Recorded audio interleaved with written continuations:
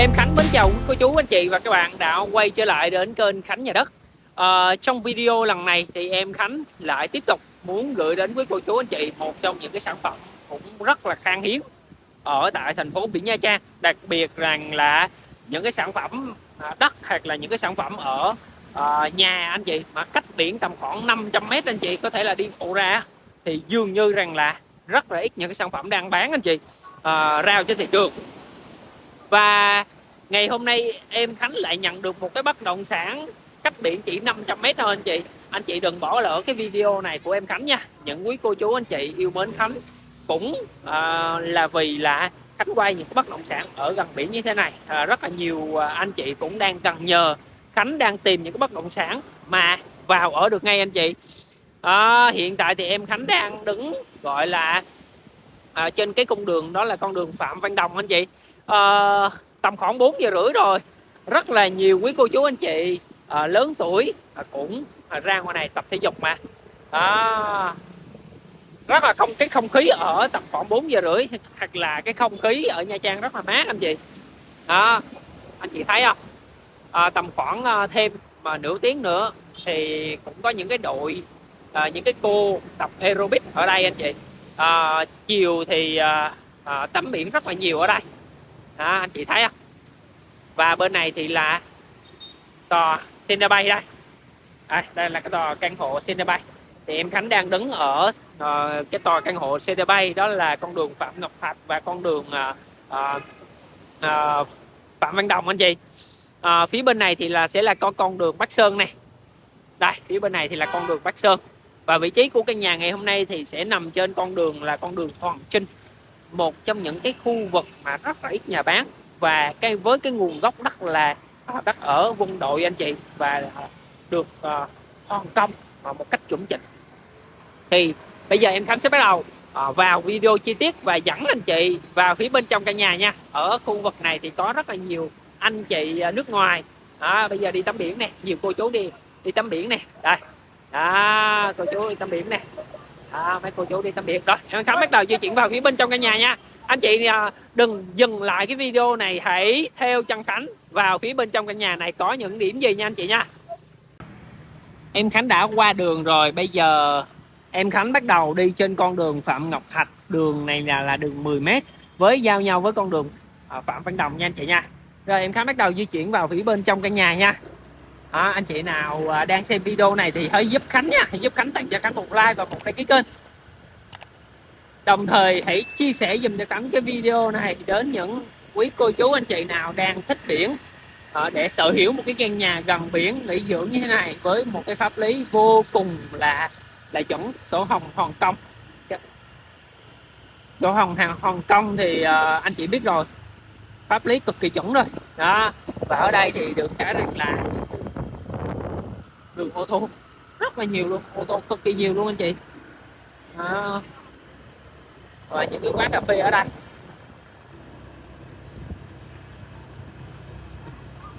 Khánh đang di chuyển vào phía bên trong căn nhà cho anh chị đây.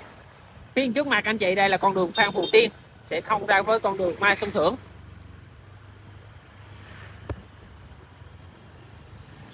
Rồi mình sẽ rẽ qua và mình sẽ đi trên con đường Hoàng Trinh nha anh chị.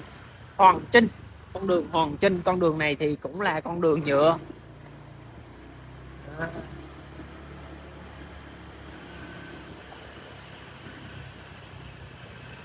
Ở đây được một cái rằng là khu văn hóa lắm.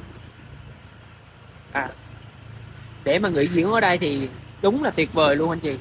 Bởi vì cơ bản là để mà mua được những cái căn nhà ở đây thì dường như là rất là hiếm mua được, bởi vì rất là ít nhà bán.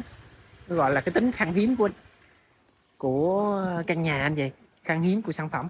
Rồi bây giờ em Khánh đã tới cái vị trí của căn nhà ngày hôm nay rồi, thì bây giờ em Khánh sẽ bắt đầu vào review chi tiết cho anh chị luôn nha. Vừa rồi thì em Khánh đã di chuyển từ gọi là bãi tắm mà gọi là đường Dương Hiến Quyền anh chị, đó là bãi tắm Ba Làng nha anh chị nha.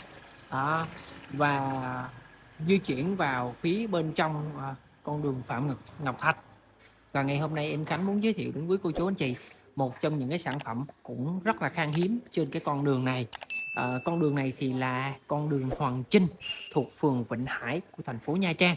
những cái con đường như là con đường Hoàng Chinh, Phạm Ngọc Thạch, Nguyễn Biểu hay là đường Nguyễn Khánh Toàn, một trong những cái tuyến đường mà rất là ít những cái căn nhà, rất là ít những cái lô đất được rao bán anh chị.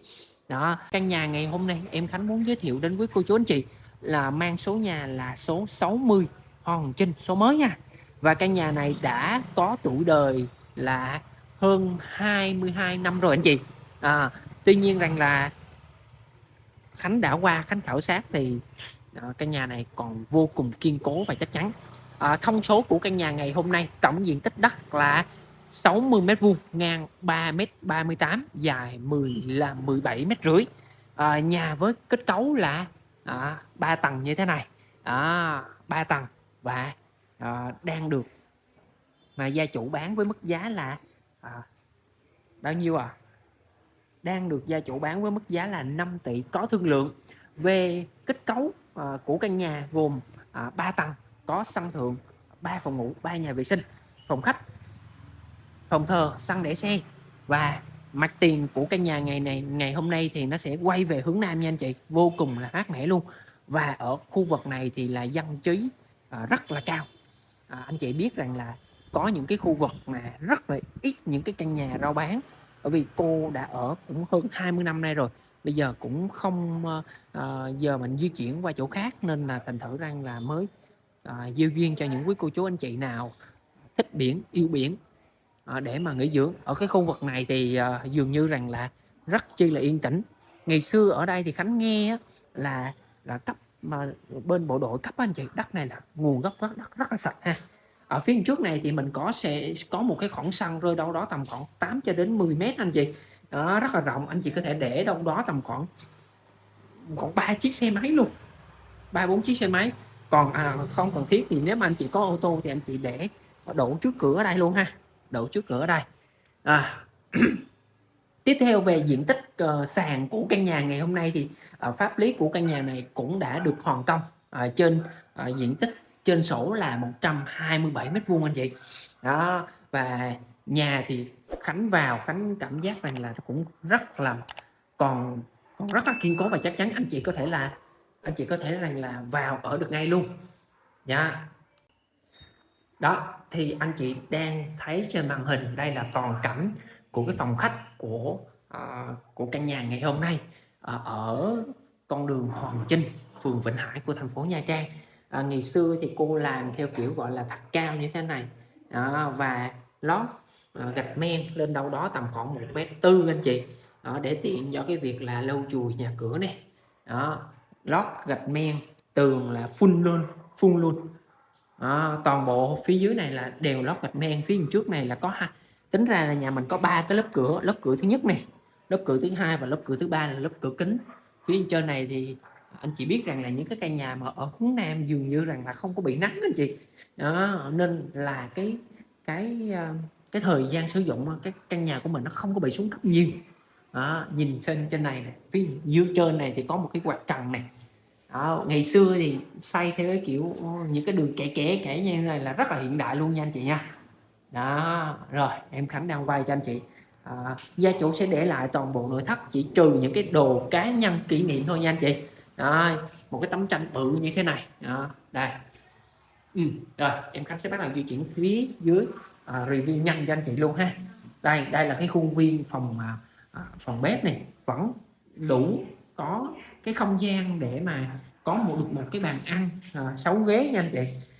Bên này thì nếu mà anh chị cần về, anh chị có thể là thiết kế một cái tủ gọi là âm tường luôn cho nó gọn gàng ha.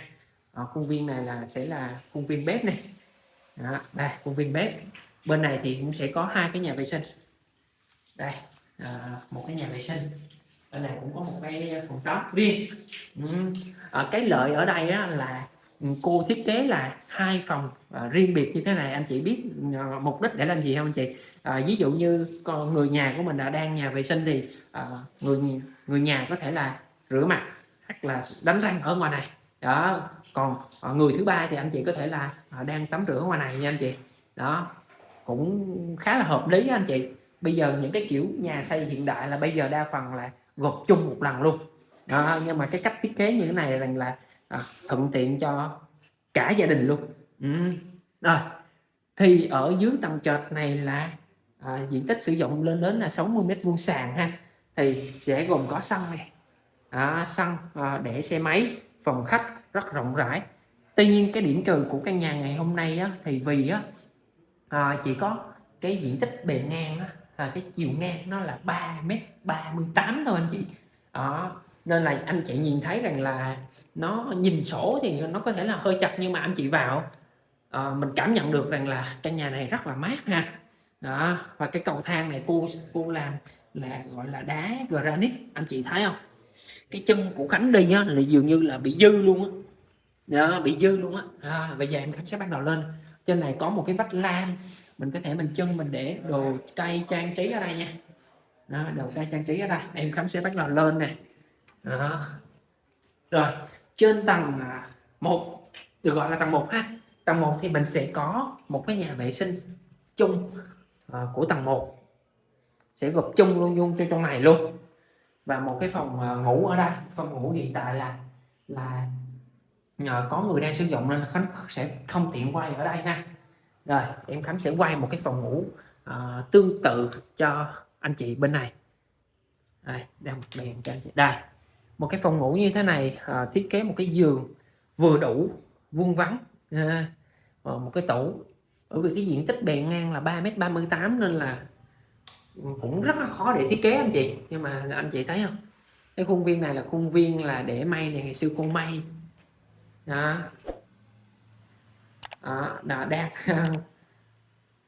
rồi phía trước này là phía ban công đây. Cái phía ban công xung quanh hàng xóm này là xây rất là san sát nhau, và những cái nhà hàng xóm này đa phần là cán bộ công nhân viên chức anh chị, cán bộ công nhân viên chức, với cái văn hóa của cái khu vực này dường như rất là cao ha. Rồi kết cấu thì ở trên tầng 1 sẽ có hai phòng ngủ, một nhà vệ sinh, đồng thời nữa có một cái không gian để làm việc nha. Rồi ok. Rồi Khánh vừa đi mà vừa, ngày xưa mà cô xây hồi năm 2006 anh chị, mà vẫn còn bản vẽ thiết kế, rồi vẫn còn có cái giếng trời luôn nè. Anh chị có thể tháo lớp phía trên kia là dường như rất là sáng ha. Rồi cái điểm thích ở đây Khánh muốn chia sẻ đến với anh chị là trên tầng 3 này hiện tại là chưa có dùng nha. Anh chị cố gắng xem hết video này nha, bởi vì cái điểm mạnh của cái căn nhà ngày hôm nay là nó nằm ở cuối video anh chị. Một cái phòng ngủ rất là rộng rãi, tường âm, trường hợp mà anh chị muốn mà xây full luôn để mà để đồ. Rồi đây, cái điểm mạnh của căn nhà này là có được một cái sân thượng rất là mát anh chị. Đây, cái này là cái sân thượng của nhà mình nè. Nó trồng nuôi gà, trồng cây. Đó, buổi chiều anh chị có thể lên trên này mình uống trà, rất chi là mát. Và những cái chậu cây như thế này nhìn rất là chill anh chị. Đó, và cái chất lượng sống của thành phố Nha Trang dường như rằng là một trong những cái thành phố là cực kỳ đáng sống anh chị.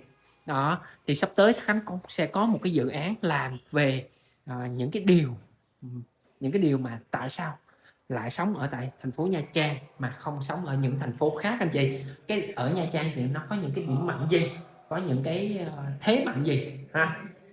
Đó thì Khánh sẽ tổng kết lại, thì căn nhà ngày hôm nay thì sẽ có 3 phòng ngủ ha, 3 phòng ngủ và là 2 nhà vệ sinh. Đó, rồi bây giờ em Khánh sẽ bắt đầu chia sẻ chiếc sổ trên này luôn. Khánh thấy rất là thích cái vườn ở trên này anh chị. Rồi em Khánh sẽ chia sẻ cho anh chị sổ luôn nha. Và căn nhà này thì chưa có qua đầu tư. Rồi trước đây là căn nhà này thì số cũ là số 15, số này anh chị, số là số 15, tổng diện tích là 60 m². Đất ở đô thị này, thuộc phường Vĩnh Hải của thành phố Nha Trang này, và công nhận là 56,1, tạm sử dụng là 3,9. Cái phần 3,9 này là mình không được cấp, nhưng mà mình vẫn được sử dụng nha anh chị. Và nhà này đã được công nhận hoàn công là 127,5 m², là nhà đã hoàn công pháp lý cực kỳ chuẩn chỉnh nha anh chị. Rồi tiếp theo về hình thù của căn nhà thì anh chị thấy rằng đây, Mặt tiền đường B1 anh chị, nhưng mà thực tế bây giờ đường này là đường Hoàng Trinh đó, và đường này là đường rộng là 6,2 m, tổng diện tích là 62 và không được công nhận là 3,9. Có nghĩa là khi mà anh chị được cấp khi mà anh chị được cấp sổ thì anh chị cũng sẽ được cấp là công nhận là 56 m2 thôi. Còn 3,9 này thì anh chị có được sử dụng thôi, đó. Rồi đây, mặt tiền quay về hướng nam. Rồi tiếp theo nha anh chị nha, em Khánh sẽ bắt đầu chia sẻ cho anh chị về cái định vị nha. Đây, hiện tại thì em Khánh đang đứng một cái chấm xanh ở đây, thì bây giờ em Khánh sẽ bắt đầu di chuyển ra biển. Thì lúc nãy Khánh ở tòa nhà Cinebay thì nó rơi đâu đó tầm khoảng 500 m này đó, đi trên cái con đường Phạm Ngọc Thạch như thế này đó. Ở đây thì là đường 2 tháng 4 này, bên này thì là chợ Vinh Hải. Đây là chợ Vinh Hải nè anh chị, chợ Vinh Hải thì rơi đâu đó tầm khoảng 300 m thôi đó. Khánh đang quay thì cũng có một vị khách đang xem. Rồi em Khánh bắt đầu. Tổng kết lại, căn nhà ngày hôm nay có tổng diện tích là 60 m2 và được diện tích công nhận sàn là 127,5 m2, ngang 3m38, dài 17,5 m, mặt tiền quay về hướng nam, đường trước nhà 6 cho đến 7 m, đường nhựa thông, cách biển khoảng 500 m. Và đó là một trong những cái điểm cộng nha, đó là thông số cơ bản. Cái điểm mạnh của những cái căn nhà ngày hôm nay đó là thứ nhất là độ khan hiếm anh chị. Ở khu vực này dường như rất ít nhà bán, bởi vì những cái khu vực như thế này là đi bộ ra tắm biển là rất là ít nhà bán anh chị. Đó là một trong những cái điểm mạnh anh chị. Cái thứ hai nữa rằng là đường này là đường ô tô đó, đậu trước ngõ nha đó. Và cái mức giá hiện tại chủ đang bán thì Khánh thấy rằng là mức giá thị trường, chứ cũng không phải rẻ cũng không phải đắt anh chị. Và anh chị có thể là gặp trực tiếp chủ nhà để mà thương lượng về giá nha. 5 tỷ để lại toàn bộ nội thất, chỉ trừ những cái đồ mà kỷ niệm thôi, cho diện tích 60 m2, công nhận là 127,5 m2 và nhà có kết cấu là 3 tầng, 3 phòng ngủ và 2 nhà vệ sinh. Rồi em Khánh xin kết thúc video này ở đây và hẹn gặp lại quý cô chú anh chị trong những video tiếp theo.